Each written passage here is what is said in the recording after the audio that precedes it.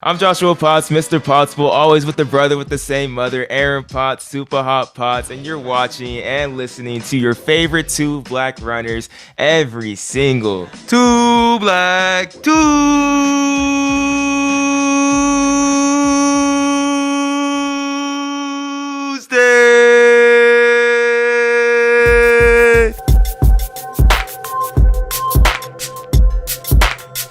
And we back from New York, man. Y'all just listened to two great podcasts we did live. But we're finally back from New York, Joshua, and we have an amazing guest that we brought with us, bro. So I'm hyped. I'm hyped.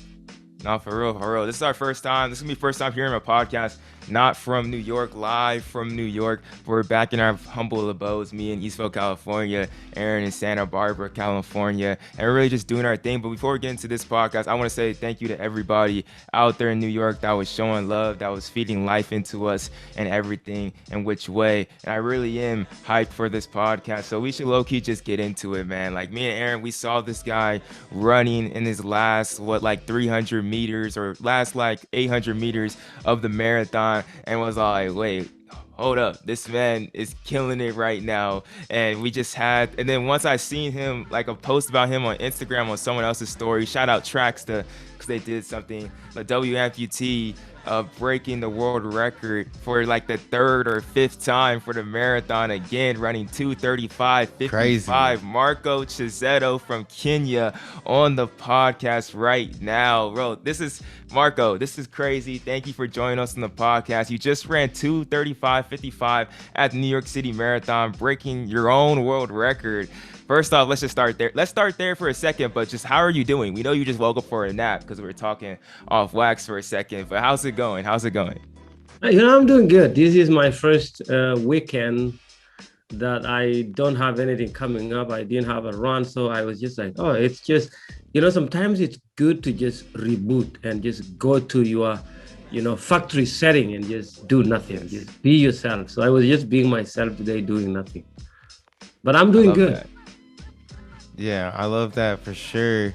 And yeah, we just came from New York as well, and it was so busy, buzzing, so much energy in the air. So I could definitely, that nap I know was much needed. I feel like me and Joshua have been like going full gas since. I'm taking a nap after this. I'll tell you that. I'm definitely taking a nap after this. I need that. I need that for sure.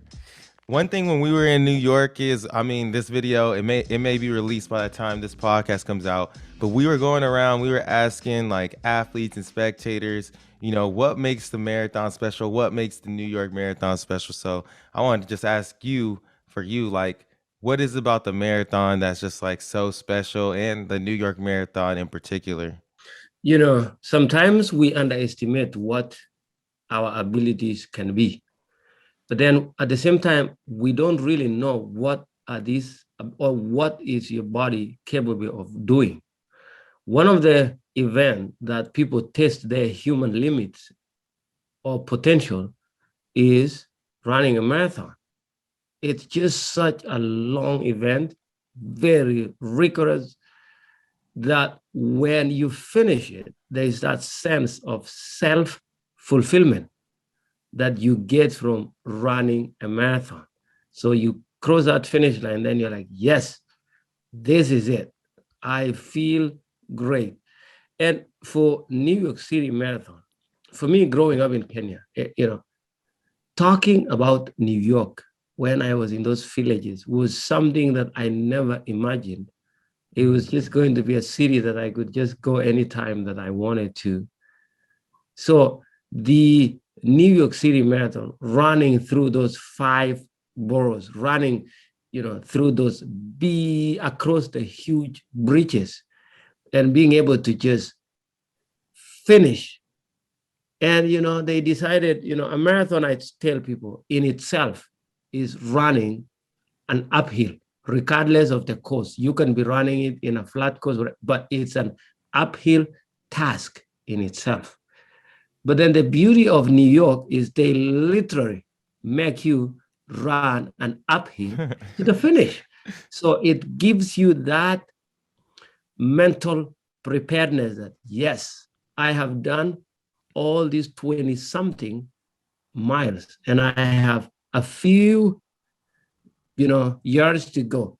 Am I able to just hold myself and finish it? And once you finish it, once you cross a line in that New York City Marathon, it gives you that insight that, wow, I am able to do anything if I was able to finish this marathon. And I totally do believe that. And a lot of people that we talked to at the New York City Marathon, we made that why marathoning video. They elaborate on that as well. Just being able to finish that high of a feat. But for our listeners out there, I don't think they completely understand like who you are, Marko. Like this guy, he's a double amputee, like a blade runner. Like you see the sprinters and like the 400 and the 100. And when I first think of somebody with like prosthetics, my mind first goes to like Oscar Pistorius or a Hunter Woodhall now in the 400. But to see you and the others in the marathon with like a prosthetic leg, that's just totally inspiring to me because to do that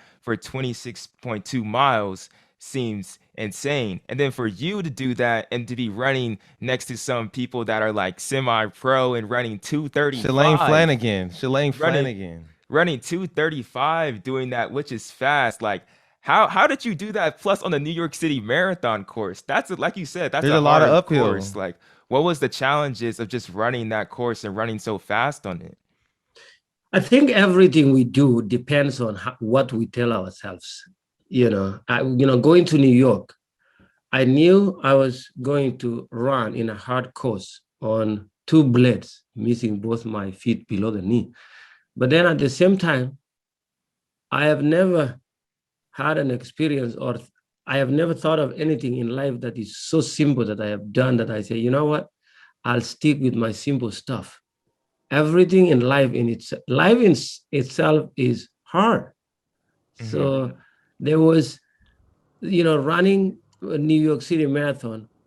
Yes, it's a hard course, but at the same time, it's me asking myself, it's other runners asking themselves, if this is hard, what is your easy? And where can that easy take you to?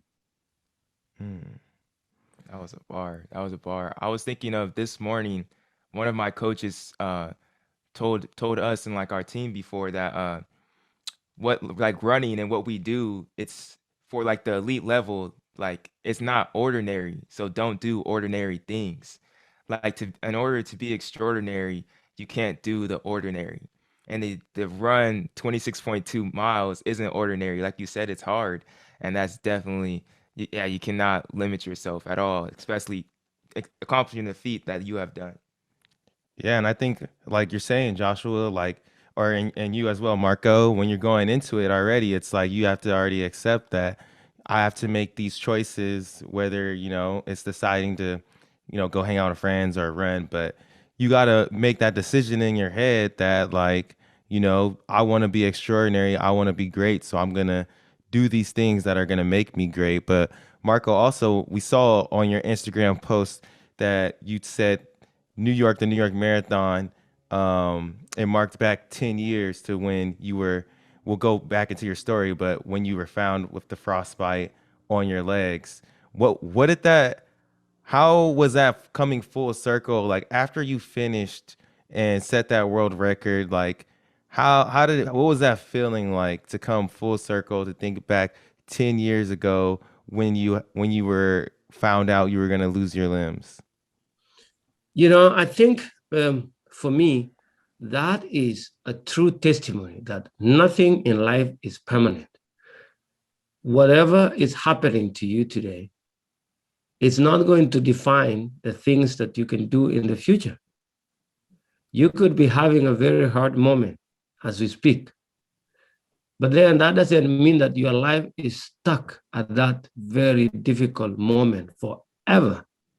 Additionally, it tells us that if you put your mind, soul, and body in something, you can make it out of it. Because when, 10 years ago, looking back, an incident happens to me, and I had two choices: to accept that what had happened to me will define the rest of my life, or me telling myself, I will not let this define who I am.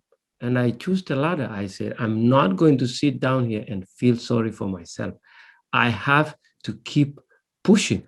And I didn't know where keep pushing would lead me to, but I believed that doing something productive, doing something extraordinary will lead me to living an extraordinary life in a good way.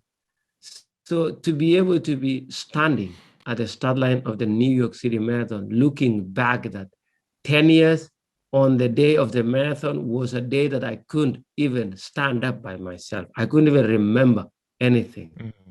And being able to be there by myself, telling myself I'm about to run 26.2 miles was just an incredible story of comeback. I think that to me is one of the greatest comebacks ever. To be able to look back 10 years that I was not able to walk on my feet. And then now, 10 years later, I am running on blades, and not just running, for somebody who was behind me saying, oh yeah, I'm going to see what this guy does. I think, they had to give it all for them to hang on to me while I was running. So that is, a message that, sometimes they say, a picture has 1,000 words. Imagine, a picture has thousands of meaning.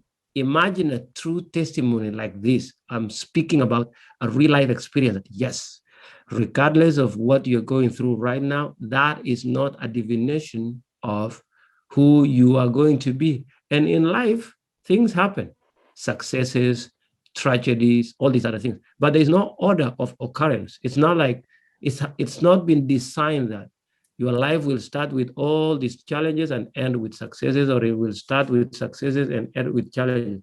You can be hit by either of them at any point in your life.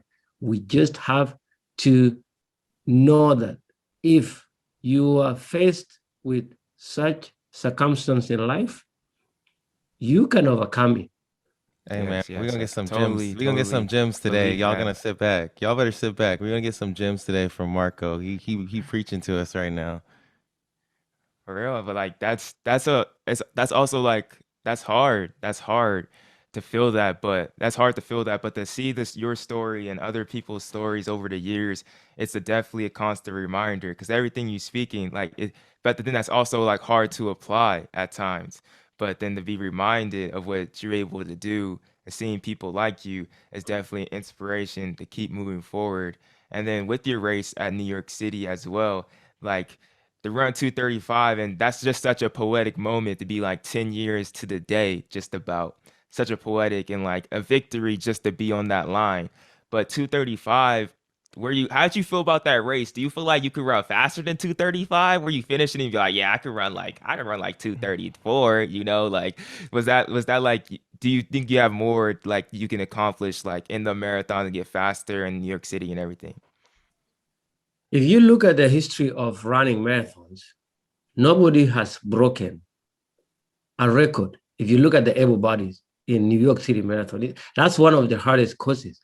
So Yeah. for me to be able to run that fast, to run my PR, my fastest time in New York Marathon, yes, that gave me that sometimes you might have a self-doubt that, man, am I going to be able to do this faster than I did today? Of course, I know for sure that I will because of where I did my fastest time on my last marathon, being able to do that at the New York City Marathon. So yes, I still have a lot in the tank, and I'm sure I will run a faster time in the future time. I'm looking forward to that. Also, you were saying earlier too, you got the kids, you got a wife. What was it like? Was your family out there watching you run the marathon, and what was it like for them to just like see you, do something so amazing and extraordinary? My family were not in New York, but they were following at home. And, you know, as soon as I get to the finish line, walked to go get my, stuff, uh, one of the VIP tents, took out my phone. And the first thing I saw was a text message from my wife that had a video that my kids had already made and sent it to me. And they were so grateful. You know, my kids now know, you how to track me. So every time they're looking and they understand that, oh, dad is doing really good. Look, he ran this in this first mile, this. So they were following and they realized that, I was running my fastest time. So, everyone was excited. I was excited too, coming across the finish line with that good of a time at the New York City Marathon. Yeah. So my family were very excited about this. As we move a little bit more into the podcast, we always like to rewind it back to like the beginning. And we know like your journey in track and field didn't just start 10 years ago, or track and field and just running in general. But what really inspired you to like start running in the sport when you're in Kenya? And why did you keep on going with running after you were inspired? I tell people running in Kenya was a means of getting from one place to another for me. That was the only way we could get to places. I didn't have a school bus growing up that would take me to school. But then when they said this is something that you could do and it could take you to places, it was just an easy thing. It was just like, oh, I am always doing this. Let me try and run and, test myself with my friends. But then as I grew up, I understood the importance of running and what it could do to me. So went to high school and then went to college in Kenya. And as I was, running in college in Kenya, I met a coach who offered me athletic scholarships in America. So that is why running became such an important aspect of me, because ran it and then I was able to secure a scholarship and got my education in America. And now it's taken me to places. Of course, we know Kenya is known for long distance runners. We had a lot of role models growing up. We would hear they ran in New York Marathon, in Berlin, in London, in all these major races. And as a kid, you're growing up telling yourself, man, I want to do all these cool things and travel around the world like so and so, somebody from your village, and do. So that was also a motivational factor for me to run. But then, of course, now, there's more things to running. There's so much science about running. And at the stage that I am in, there's more that I understand about running than just running in a village in Kenya. And then I was just watching a video, like a little documentary on like you on YouTube, and it was saying how like your father like sold some of his livestock in order for you like to get over to like the States, into like Alaska, to Anchorage, Alaska. Just how was that for him, like to go like all in on you to get over to the States and pursue this running thing? And how was that for you to get that at a young age, that support from your family? My dad and my mom, my parents understood the importance of education. Being able to tell them, I'm going to a university in America, but I'm just going to pay my school fees by running, but I need a little bit of help to get there, was a motivation to them. They had, every parent who, supports a noble idea that their child comes up with. And I'm lucky to be one of those the kids that his parents supported what I wanted to do. But it meant a lot to me. I knew that I had a responsibility of making it through because of what sacrifices had been made on my behalf. It was such a, fulfilling, a feeling at the same time, knowing that my parents trusted me and trusted to send me to a place that they've never even been to themselves. Yeah, And of all places, like Alaska, like did you that's understand cold, man. like Alaska was the opposite of Kenya when it came to weather? I mean, people, People, like animals. Everything. yeah. Like what You was it know, like? I have one of the best excuses for having landed in Alaska. In 2008, before I left Kenya in August, Google did not work in my village. So I was not Ah, able to pre to see Alaska before I got to Alaska. But having said that, the opportunity to be able, coming to America is not an easy thing from some of these countries, Kenya being one of them. It's not something that you just book your ticket and say, I'm going to America. The last thing you do before you come to America as a student athlete is getting your air ticket. But there are so many other things that you have to do in order to come to this country. So there were so many, steps and items that I had to finish before I could go to the embassy and get a visa to come to the US. So that opportunity that had presented myself to me didn't give me the luxury to just look onto things like weather and global position of Yeah. where I was going and is it warm, cold? It was the opportunity. I like to tell people sometimes, you know, opportunities don't come and ring doorbells. You have to get out there and seek for those opportunities yourself. For my case, my opportunity came and rang a doorbell because I did not do anything. I was just running and somebody identified me and said, hey, I'm here to offer you this. So I did not have an option to, or I wouldn't just squander my opportunity by just being picky of where am I going? And, I didn't question it. I knew it was the best move. And up to today, it's one of the best decisions that I made for myself.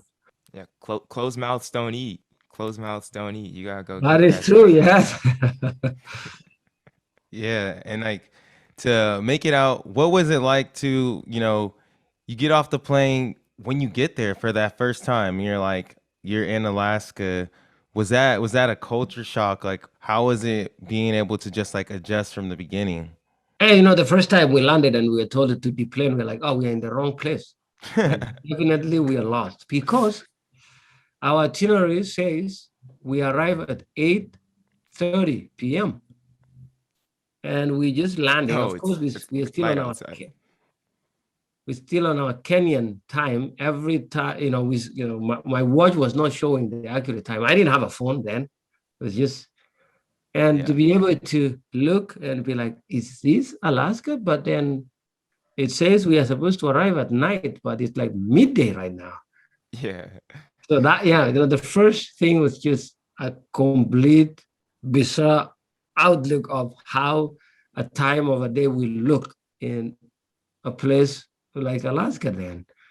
But, I was still young, 23 years or 22, 23.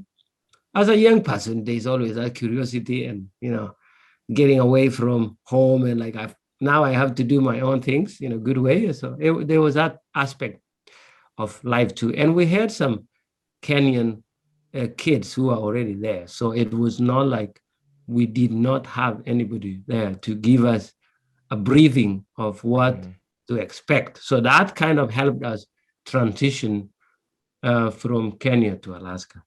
But still, there was a lot of things. The wild animals were just out there. That's a moose just chewing some flowers outside. I was like, what is this? A big wild cow or something? Yeah. I would be thinking the same thing, bro. I never seen a moose like that. That's crazy. That's crazy.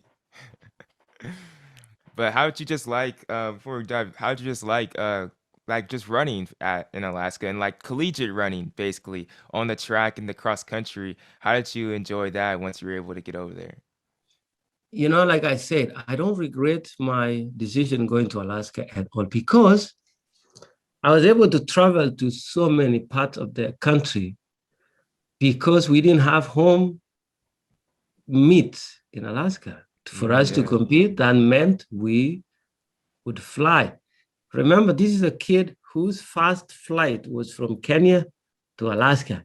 And now to be able to be just flying around the country every 2 weeks was just an opportunity that was just in itself a good opportunity for me. It taught me a lot of things in life. It took me to so many places, met a lot of people, and at the same time, getting my education. So it was such a good place to train in the summers and even the winters in Alaska. During long runs, you're running on the snow. It's Mm-hmm. always so nice to just run on a soft ground, and particularly for somebody who had grown up in Kenya, where most training was on dirt roads, and now all of a sudden everywhere is, you know, a rock. There is no soft place to go and run. So Alaska provided us that opportunity to be able to train in a softer ground, and we had a lot of trails that were not paved. So it had a lot of its good aspects. And in the summers, fishing and hiking and Yeah. camping, there was so much that, we did or I did as a college student while in Alaska. Yeah, I went to Azusa Pacific. It's a Division II school. So Oh, like yes. we would see Alaska Anchorage a lot. And y'all are not like Alaska Anchorage is great, has great teams. They do have like a Kenyan presence on their team, but in cross country and track, you guys are always up there battling and really doing your thing. So it's just interesting to hear like how you got there and being on that team. You may remember like I don't know if you were there like Aaron Rono. He was NAIA back then, but he was a Kenyan athlete we had on our team that was pretty good during that time. But also, too, we were reading into your story. We saw that you recruited your cousin or really like pushed for your cousin to join you as well. Was he a runner or what made you want to bring him out there with you? He was a good runner. I knew he was going to be a good project for, yeah, so he was a good runner. So I had made a recommendation. And when he came, he just blended in. We ran together and he did great that first year of college. One thing before we go more into that too, I wanted to ask because we've been talking about opportunity a lot, then having even bringing your cousin on the team, that opportunity to bring him there, is that something you also preach to your kids now, like that opportunity? If anything, like, I think your kids are a little younger now, so they're not getting as many opportunities. But is that something that you're already starting to like preach into them, like? When these opportunities come of just like what little things that could be just around the house or something, is that something that you're already starting to preach to them as well? Yes, I do. And there's so many things that my kids are way, ahead at their age than I was at their age. And so I remind them that all the time that you guys are set for success from the get-go. You are way up there. There is nothing that you can use to say we were not presented with an opportunity that would have helped us prosper. Everything that you need to prosper is there. You have it with you. There is nothing else that you need to make it in life. But then at the same time, from my story, we can even learn a few things that you don't need everything to succeed anyway. Look at running in itself. If we have to make a check mark on the things that you have to meet to qualify for running. One would be your feet. You have to have legs to run. But Hmm. see, from my story, I still do it even without passing one of the check marks as a prerequisite for running. So it's one of the things that I tell them. It's not that you have to have everything for you to succeed. There is no 100% opportunity for you to make it to the other side. It's whatever opportunity you get, whatever chance you get, use that to the maximum. Most definitely, most definitely. And I think that goes straight into what you were saying earlier, that whatever position that you find yourself in too, that you're eventually going to get out of it. And no matter where you are, opportunities and blessings are going to come to your way. And while you're in college, reading into your story, you were you found yourself in a real tough position when your cousin tragically passed away, and then undergoing like depression and everything like that, and then with your legs being lost. I personally don't know how that could feel at all, but it seems like you went through a lot of grief during your time in college, and of just times of passing from your cousin, and then then the removal of your legs as well. Just how was it overcoming all that grief at a time in your early 20s where it's supposed to be like, like kind of happy at times, but it can also be a time where life just smacks you in the face and like this is a lot going on. I just, like I said, I think sometimes after things had happened to you, like if we try to create a scenario right now, three of us, and imagine what if we were presented to with these scenarios. I think it's going to be very hard for us to come with an answer because we are not in that scenario in the first place. Our brain will go to that mode of, no, why would I even try and figure out something that I'm not in? But I was in a very tight position where I had gone for a run after taking some medications, went for a run and passed out from an overdose.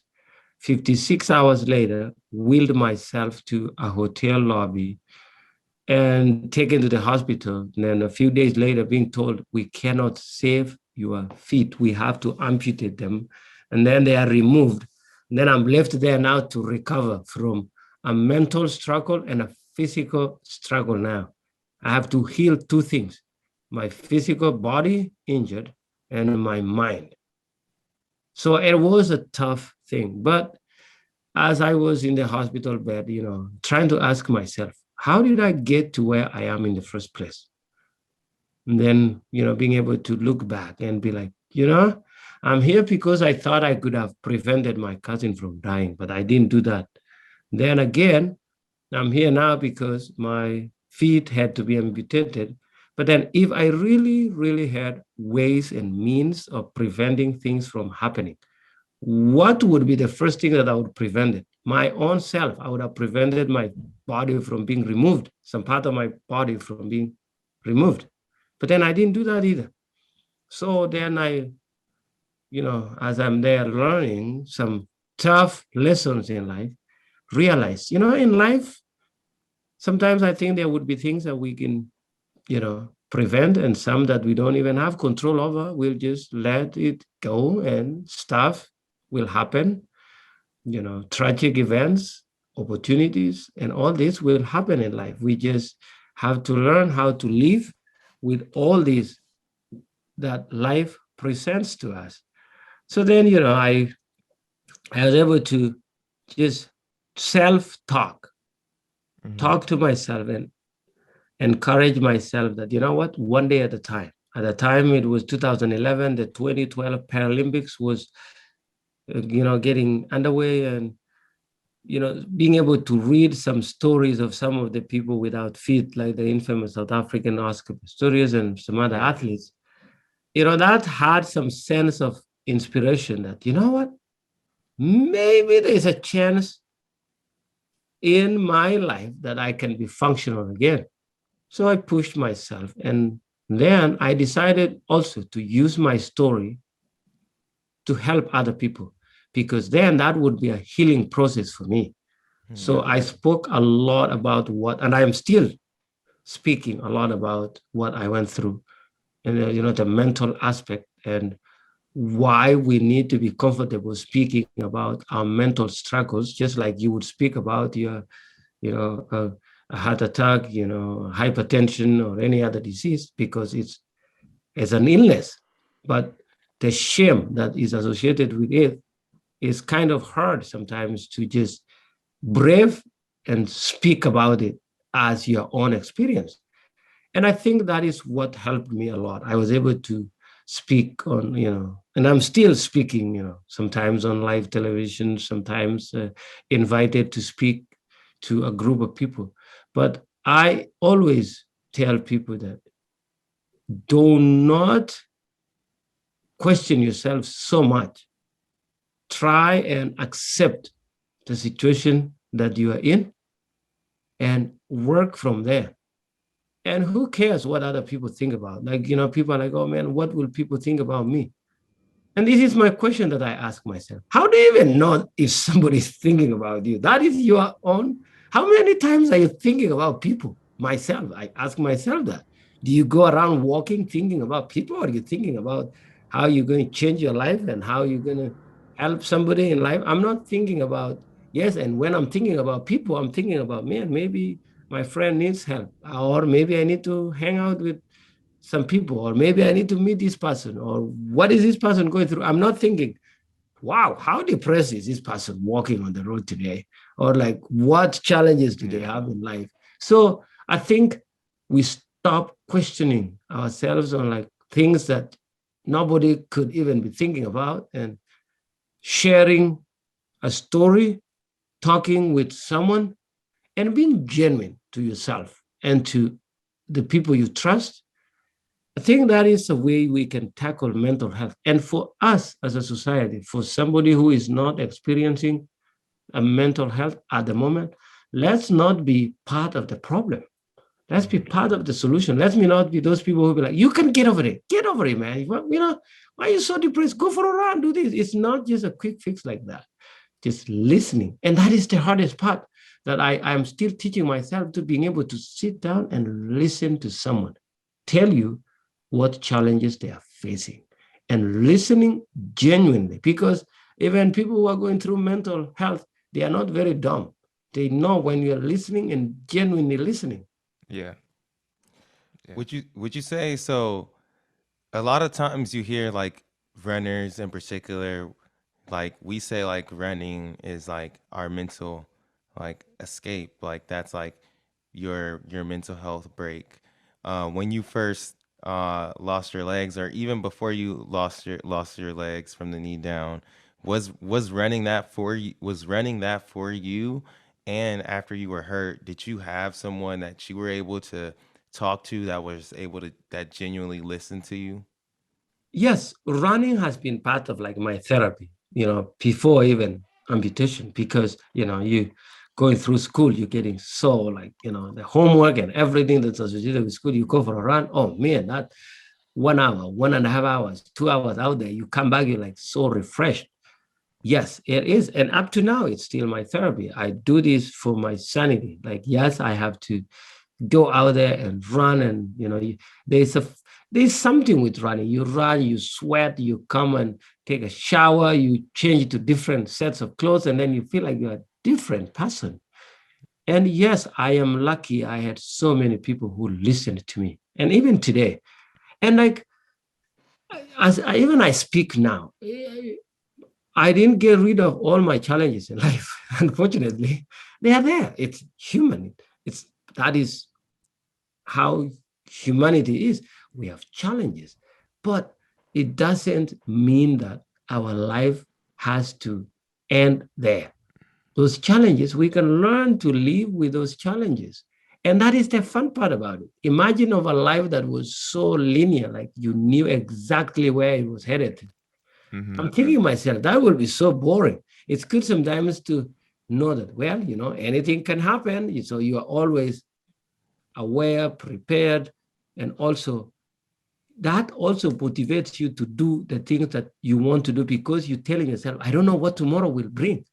So I better do it today, because tomorrow will be tomorrow, and we don't know what will tomorrow bring. Yeah, those challenges keep us on our toes for sure. They keep us on Yes, our yes, yes, toes. yes. And then I was thinking back too when you're saying like the 2012 Paralympics came around, you being inspired by the infamous Oscar Pistorius in ways. But when I see those Paralympians running or doing the long jump and stuff like that, they always sprinting. Like, why are you thinking marathon? Where did that come into play? Like, were you never thinking like maybe I should just start running the 100 now? Like, why did you think marathon? I did try and run for the Paralympics for 2016. I did the 400 and the 200, and my times were not just that. So I ran, I think my fastest was like 23 seconds, Okay. and Hey, then that's around good. like 50 for the 50 seconds for 100. for 400, 50, for Yeah, 400. But that's then good. I was not really built for short distance. The whole time I've been running, I've been a long distance runner. And, I kind of set this goal to challenge myself further. I felt like, yes, I have done the sprinting, but let me see how I can challenge myself. And I felt, there's that gut feeling in you that tells you, this is not your thing, but this is your thing. Why don't you do what your gut feeling is telling you to do?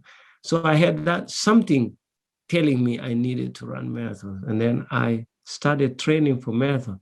I didn't even know that there was someone that had run a marathon on prosthetics until I announced that I was switching to marathon. And then they were like, oh, there's this guy from England, Richard Whitehead, who is a bilateral, who had ran 2:42 in a marathon.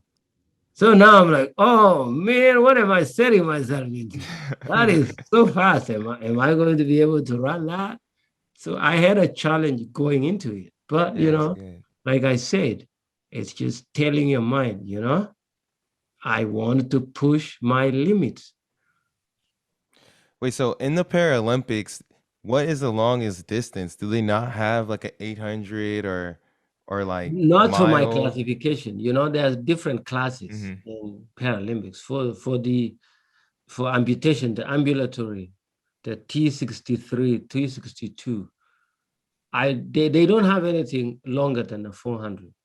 The Mm-hmm. longest they have is a 400 meters. That's interesting. I did not know that. They didn't Yeah. have that.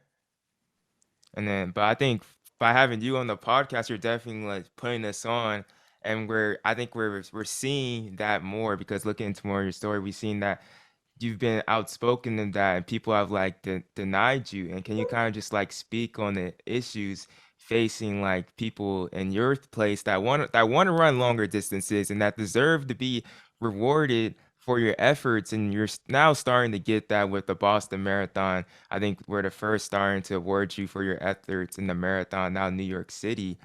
But what are just some of those issues for those W amputations like in the running world, and then how does it feel now to be seen in the running community in some ways as your record is getting recognized? What I'm doing right now is, I'm trying to, open doors for a Mm-hmm. young kid out there who is not sure who looks on Paralympics events and cannot find what they want to do.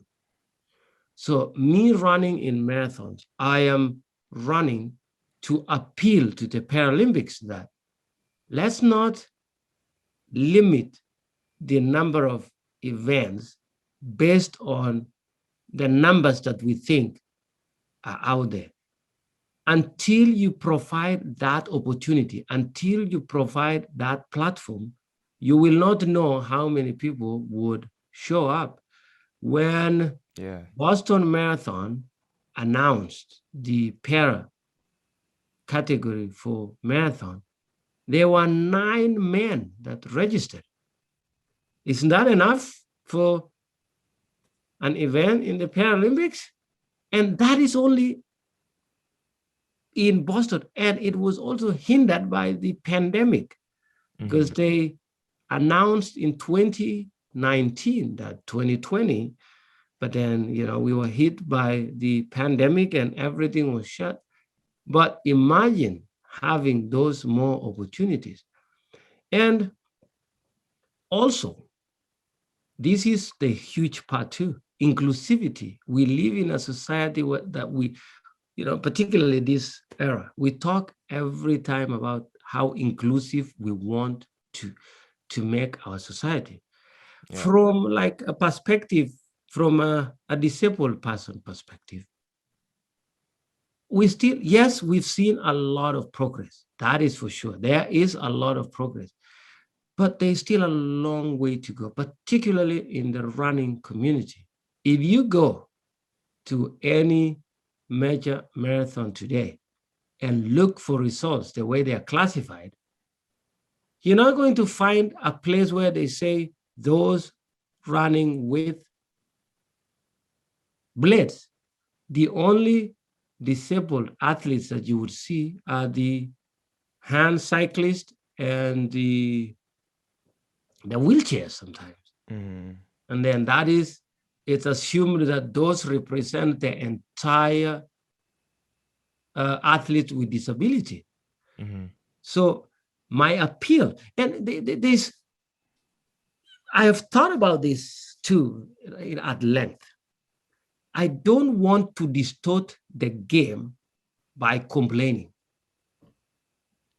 There is that, because the more but then at the same time, I have to speak about what I think need to be done, need to be improved.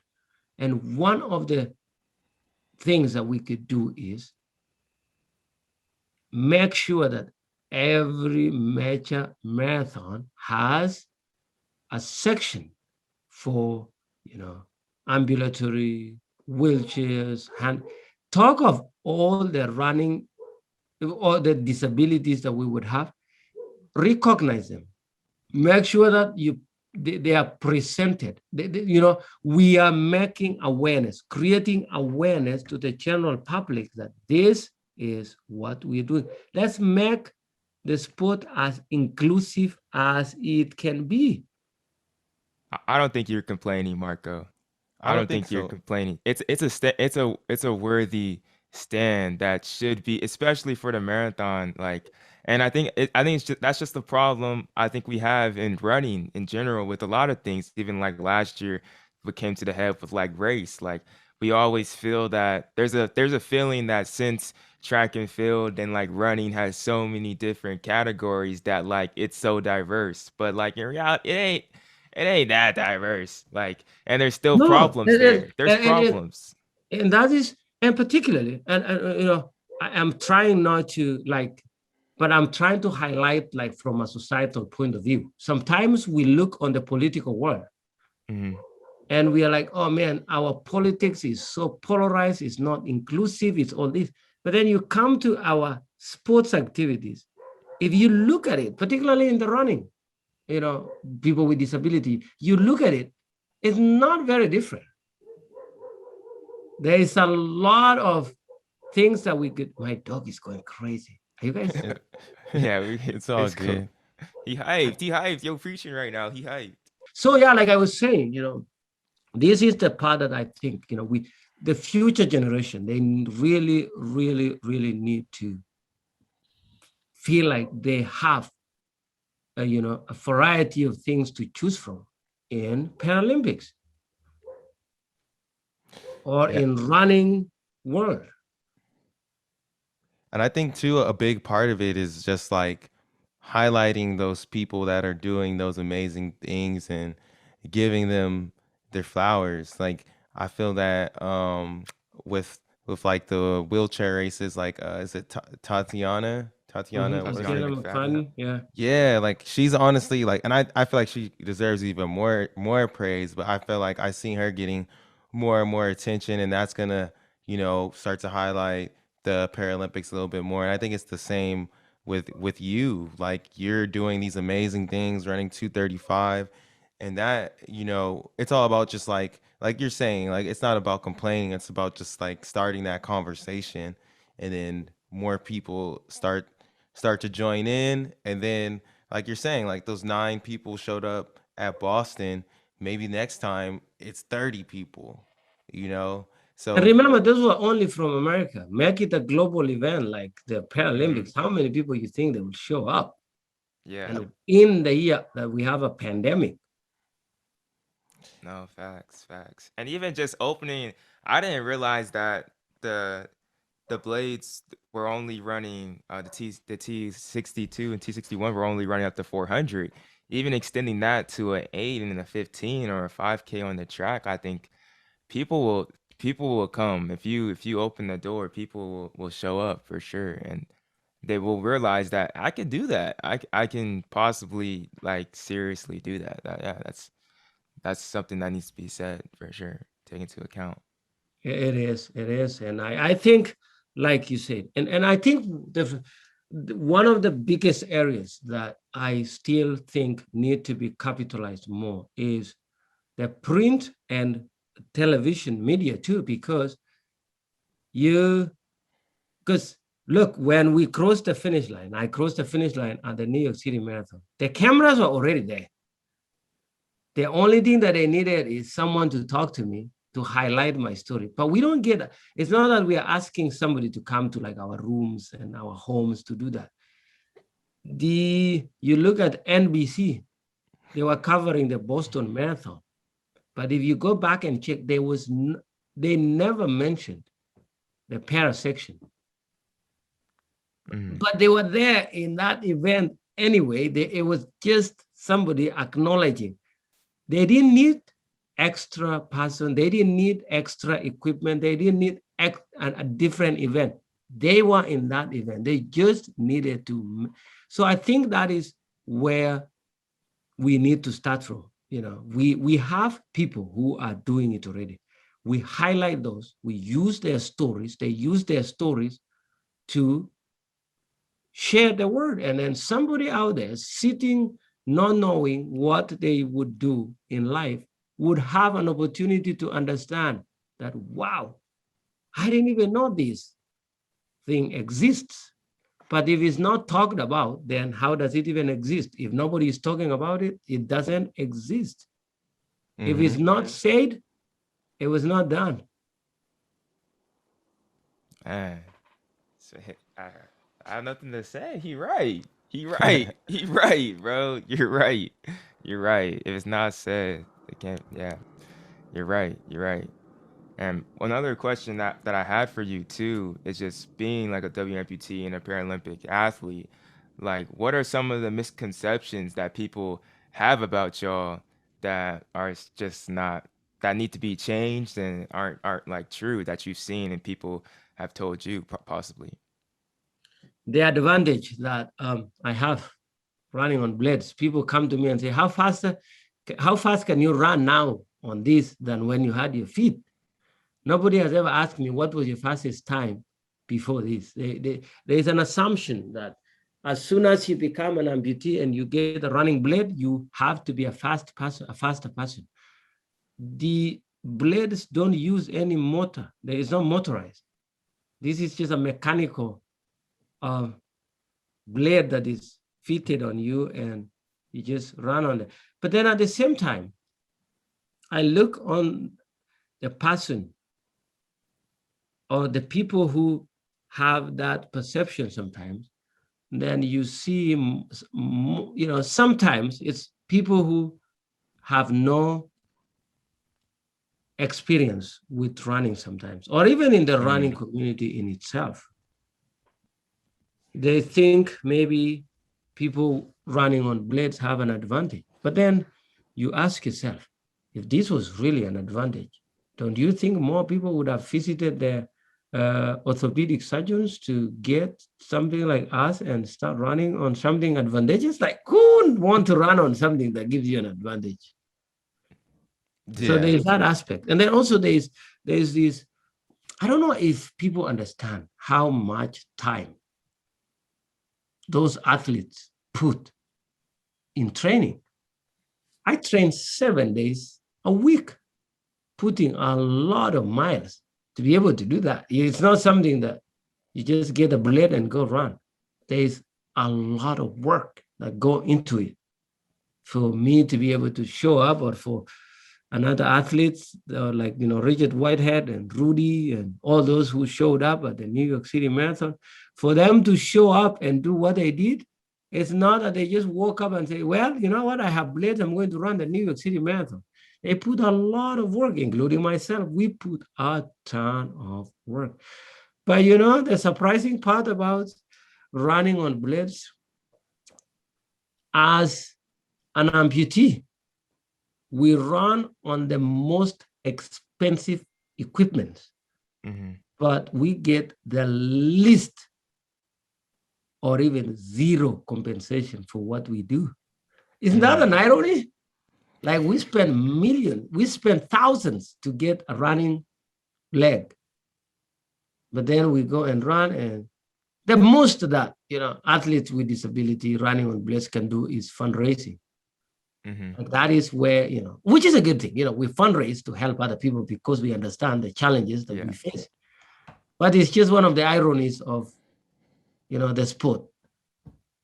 You use the most expensive equipment, but you're getting no compensation most of the time. And you really know too, because if y'all didn't know, Marco, he be working on the prosthetics. He be creating them and helping people out do that kind of work as well. So he knows, and just being it. You said you talked about like the work that goes into it. I'm interested to hear like, how much has your training changed from when you were able-bodied in college? I think you were saying your event was like the 10K. Like, how has your training changed? What was like your mileage like, or what kind of went into that? As a student athlete, there was school and running. So it was not as intense as what I'm doing right now. But then, I was an able body. So my body was more functional than it is today as far as running is concerned. So even though I was not doing as much as I'm doing today, I had my biological feet and, I was able to run faster. But now I put a lot of mileage, around, 60 to 100, depending on how close I am to the season, miles a week to be ready to do this. And then there's some gym, workouts that I do too. So there is a lot that goes into it.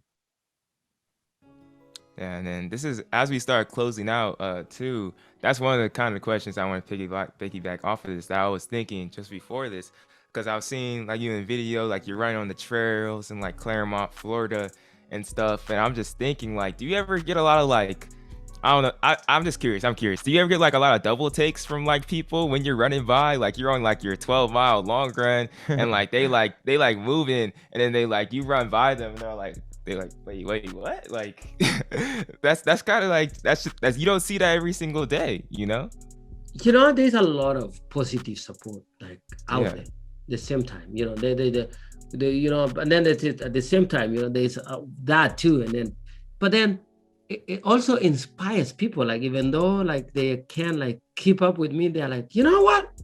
If someone out there is running without feet, I don't have any reason not to be doing this. So I have been stopped so many times. People are like, I know you are doing it. I know you don't want to stop, but I just wanted to tell you something, It's like whatever you're doing, I don't know if you're enjoying it or not. This is so inspiring. Just keep doing it. I saw, they tell me they saw me like on Monday and maybe this is on Friday. And like, after seeing you out there, I have been running every day because I feel like I don't have any reason not to do it. So yeah, I get some people who are like, wow, I cannot believe you can do this. And then at the same time, it's like, wow, in a good way. I've never had like a bad experience. No. Yeah, most definitely. So I would definitely, if I seen you on the run, I would be inspired for sure. I'll be like, dang, I'm about to, like, if I was doing repeats and I seen you run by, I'd be like, all right, I may go off this next 1,000-meter repeat. Like, I'm sorry, coach. I gotta run hard for my boy Marco. I mean, yeah, we saw you at NYC and we had to come and just record a video real quick. One question I also wanted to ask too, because when we were in NYC, we were talking to some Kenyans that were watching the race, asking them why they like the marathon too, and they said, all I know is that in Kenya, like, we good at the marathon. Like, this is our thing. Can you talk about like the pride that comes with being from Kenya and like being a marathoner too? Like I said when we started, most of the time the things we do is what we tell ourselves. For Kenyan, they ran marathon, when, started running marathons, they did really good. And that positive talk, and it helped them build that confidence that this is a Kenyan thing. There's a lot of pride that comes with it. But I think for all of us, if you take pride in anything, you believe in yourself, it's going to be easy. You will make it. You will be able to, because we've seen a lot of other athletes that run marathons, and they are not Kenyans, and they are doing really, really well. But the aspect of, the confidence that they have. And this is something that I came and realized later in life, that, I used to think I need to build my confidence. But then that is not, there's no way you can build your confidence without building the skill, or, mastering your skill that you want to do. Yeah.